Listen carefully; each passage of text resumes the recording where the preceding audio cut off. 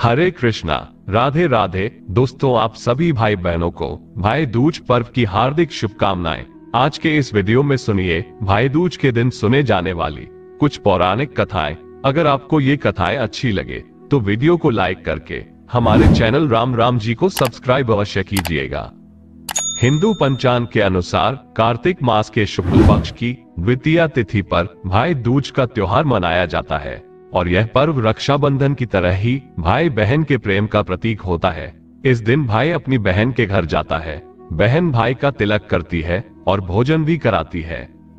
धार्मिक मान्यताओं के अनुसार सबसे पहले यमराज जी अपनी बहन यमुना के घर गए थे और तब यमुना जी ने यमराज का तिलक कर आरती उतारी थी। तब से ही यह परंपरा चली आ रही है। इनमें से पहली कथा के अनुसार सूर्य देव की पत्नी संध्या थी और वह सूर्य के ताप को सहन नहीं कर पाए और एक दिन अपनी छाया का निर्माण कर अपनी संतानें पहले यमराज और दूसरी यमुना को सौंपकर अंतर्ध्यान हो गई। संध्या की प्रतिमूर्ति जो छाया थी वह यमराज और यमुना से प्रेम नहीं किया करती थी, जिसके कारण यमुना सदैव नाराज और दुखी रहा करती थी। यमुना के दुख और नाराजगी को दूर करने के लिए यमराज एक दिन उनके घर जा पहुंचे। यमराज ने घर पहुंचकर देखा तो उसकी बहन बहुत नाराज थी, किंतु अपने भाई के स्वागत के लिए वो तुरंत उठ खड़ी हुई और प्रसन्न होकर यमराज का स्वागत सत्कार किया। इस स्वागत सत्कार से यमराज बहुत प्रसन्न हुए और उन्होंने अपनी बहन से विदा होने से पहले वरदान मांगने को कहा। तब बहन ने अपनी खुशी और प्रेम के लिए अपने भाई यमराज से कहा, अगर आप मुझे कुछ देना ही चाहते हैं और मुझ पर प्रसन्न है तो आप हर वर्ष मेरे घर आया करें। इस प्रकार यमराज बहुत प्रसन्न हुए और अपनी बहन यमुना को हर वर्ष कार्तिक मास के शुक्ल पक्ष की द्वितीया तिथि को घर में आकर भोजन करने का वचन देकर वहां से यमलोक चले गए। इस प्रकार मान्यता है कि हिंदू पद्धति के अनुसार हर वर्ष भाई दूज के रूप में इस दिन को मनाया जाता है। भाई दूज की दूसरी पौराणिक कथा के अनुसार द्वापर युग में नरकासुर नाम का एक दैत्य रहा करता था। उसके पाप और अधर्म से तीनों लोग परेशान थे। वह ब्रह्मा जी का बहुत बड़ा भक्त भी था। इस प्रकार उसने अपनी कठिन साधना से कई देवों की तपस्या और सिद्धि से अपार शक्तियां भी एकत्रित कर ली थी और इन शक्तियों के बल पर वह अहंकार में हर रोज अधर्म कर रहा था। उसका अत्याचार दिन प्रतिदिन बढ़ता ही जा रहा था।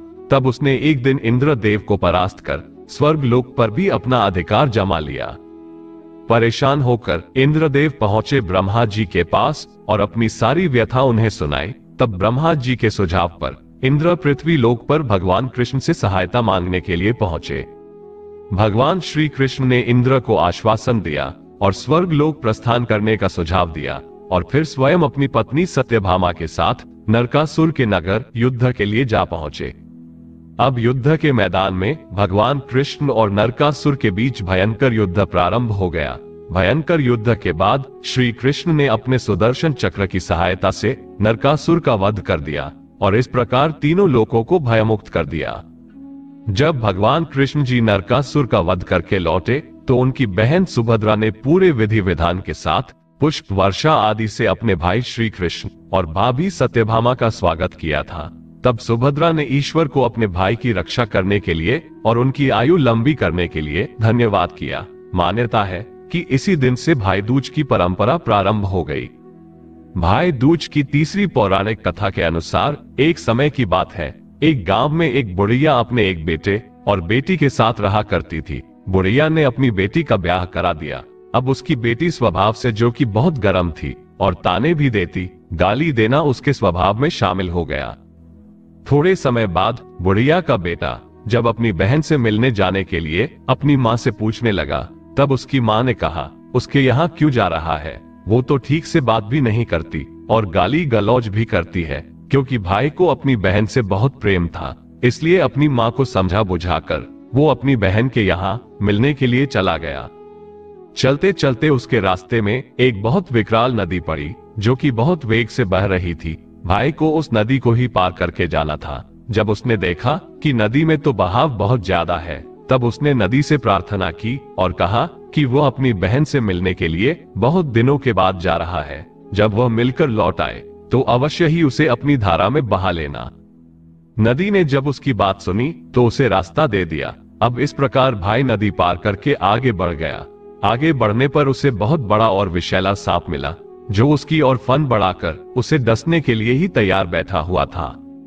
सांप को देखकर भाई ने कहा कि वो अपनी बहन के यहाँ जा रहा है, उससे तिलक और कलावा बंधवाने के बाद ही वो वापस लौटेगा। तब जैसे ही वो वापस आए तब उसे डस लेना। सांप ने भी उसे वहां से जाने दिया।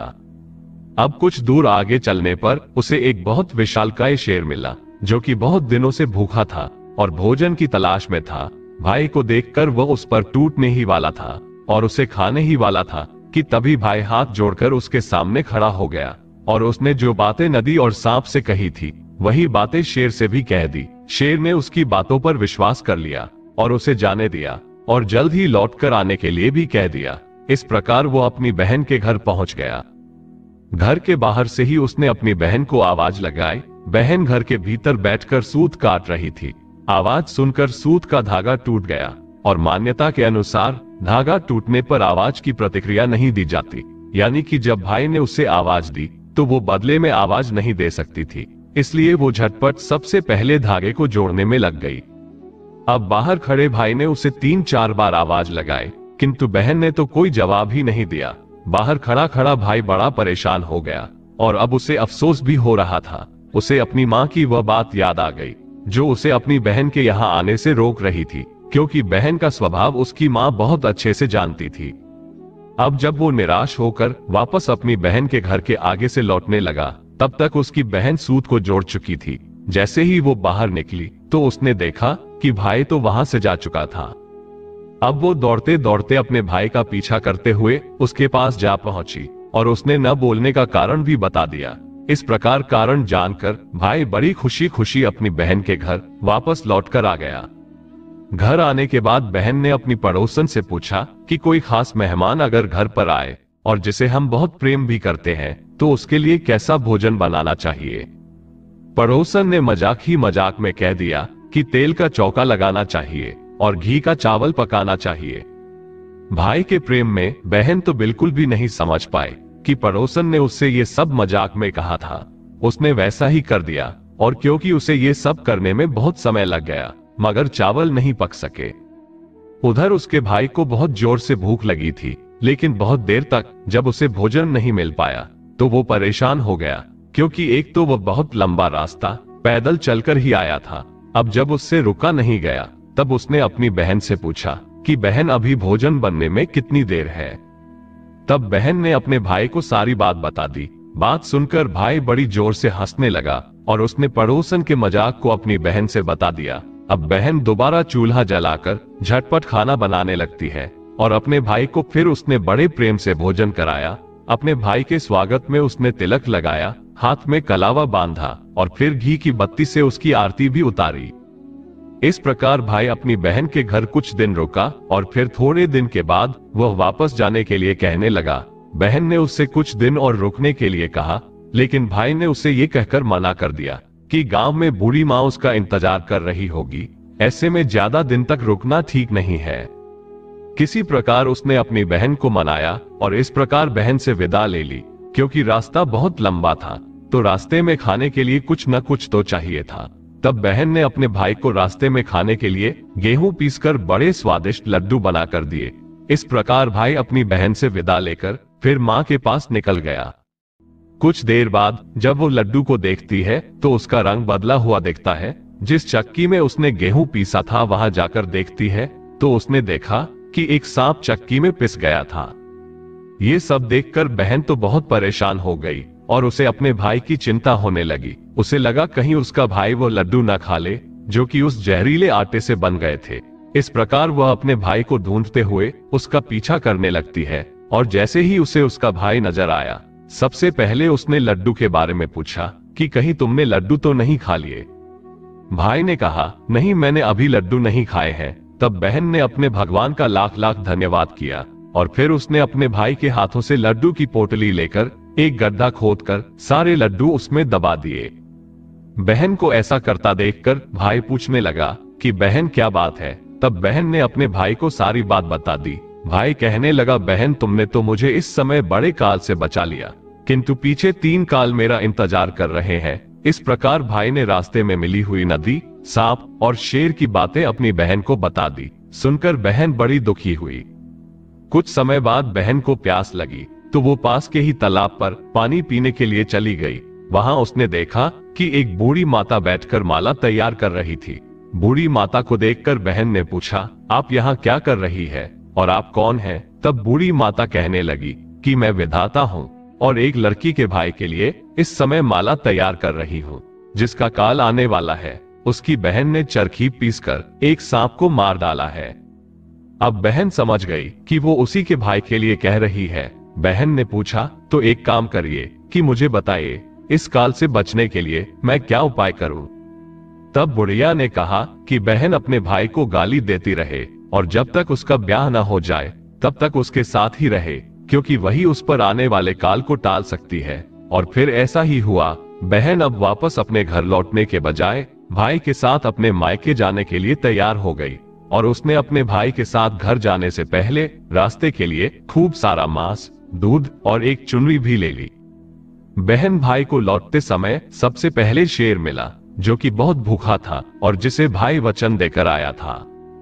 अब शेर भाई को खाने ही वाला था कि बहन ने आगे बढ़कर खूब सारा मांस उस भूखे शेर के आगे डाल दिया।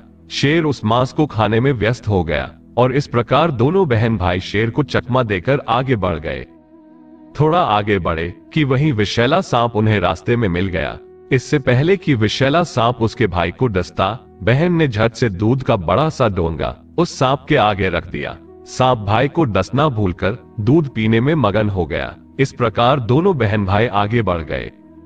आगे बढ़े तो रास्ते में वहीं विकराल नदी मिली। नदी पार करते समय बहन ने नदी को ओढ़नी उड़ा दी, यानी कि जो चुनरी वो लेकर आई थी वो चुनरी नदी को उड़ा दी, जिससे नदी बहुत प्रसन्न हो गई और उसने अपने वेग को कम कर दिया। इस प्रकार दोनों बहन भाई सही सलामत नदी पार करके दूसरी ओर चले गए। इस प्रकार बहन अपने भाई को सभी संकटों से और काल से बचाते हुए अपनी माँ के यहाँ पहुँचती है।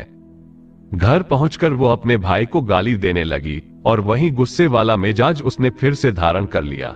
ये सब देखकर माँ ने अपने बेटे से कहा, मैं तो तुझे पहले से ही मना कर रही थी कि हमेशा गुस्से में रहती है और गाली गलौज किया करती है। ये बात सुनकर भाई ने अपनी माँ से कहा, माँ, यही तो मुझे 3 कालों से बचाकर लाई है, नहीं तो आज तो मैं जीवित वापस लौटकर ही नहीं आ पाता। लेकिन माँ, मुझे एक बात समझ नहीं आई। रास्ते भर तो ये बिल्कुल ठीक थी, यहाँ पहुंचकर ही न जाने इसको क्या हो गया कि यह गुस्सा कर रही है और गाली गलौज कर रही है। कुछ दिनों के बाद भाई का रिश्ता आया और उसके ब्याह की तारीख पक्की हो गई। विवाह के समय मंडप में बहन भी बैठती है। तभी अचानक अग्नि की ज्वाला से पूरे मंडप में आग लग गई और पूरा मंडप जलकर भस्म हो गया, किंतु भाई पर कोई आंच नहीं आने दी। इस प्रकार द्वार की रस्म जब हुई तब बहन द्वार से पहले निकली और भाई को दूसरे द्वार से जाने के लिए कहने लगी। जैसे ही बहन आगे बढ़ी कि पूरा का पूरा द्वार भरभराकर उसके ऊपर गिर गया। यहाँ पर भी उसने अपने भाई की रक्षा की। अब दिन भर की थकी हुई बहन थोड़ी देर के लिए आराम करने के लिए लेटी तो उसे जोर की नींद आ गई। उधर बूढ़ी माँ ने जब देखा कि बेटी सो रही है तो उसने सोचा सभी बारातियों को विदा कर दिया जाए। इस प्रकार सभी बाराती विदा हो गए। काफी देर के बाद जब बहन की आंख खुली तो उसने देखा कि वहां पर तो कोई भी नहीं है। माँ से पूछा तो माँ ने बताया कि सभी बाराती तो विदा हो चुके हैं। तब बहन अपनी माँ से बारातियों को वापस बुलाने के लिए कहती है। माँ ने सभी बारातियों को वापस बुला लिया। अब बहन ने अपने स्वभाव और जो कुछ भी उसने किया उसके पीछे का उद्देश्य सभी को बता दिया। जब सबको ये बात पता चली तो सभी बड़े खुश हुए और इस प्रकार अपने भाई का विवाह बड़ी धूमधाम से संपन्न कराकर बहन वापस लौट गई। वापस लौटने के बाद उसने अपने भाई को अपने घर पर फिर से बुलाया, अपने भाई को तिलक किया, कलावा बांधा और साथ ही सूखा गोला भेंट में दिया। मान्यता है कि उसी दिन से भाई को हर प्रकार के संकट से बचाने के लिए भाई दूज की यह परंपरा प्रारंभ हुई। उम्मीद है आज की ये कथाएं आपको पसंद आई होगी। अगर आपको ये कथाएं अच्छी लगी हो तो प्लीज वीडियो को लाइक जरूर कीजिएगा और हमारे चैनल राम राम जी को सब्सक्राइब करना मत भूलना। मिलते हैं अगली वीडियो में, तब तक के लिए राम राम जी।